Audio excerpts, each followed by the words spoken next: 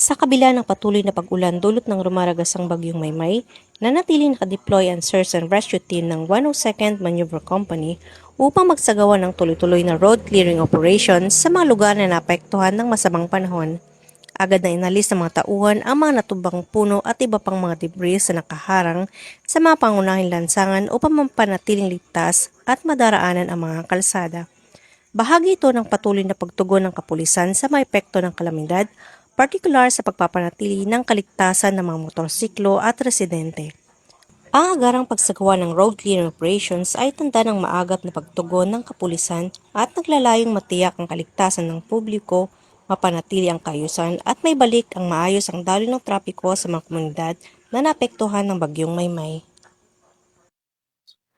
Mula dito sa Ilocos Region, ako ang iyong Police News Network Correspondent, Police Master Sergeant Carmela Danggecan, alagad ng batas, tagataguyod ng Balitang Pulis.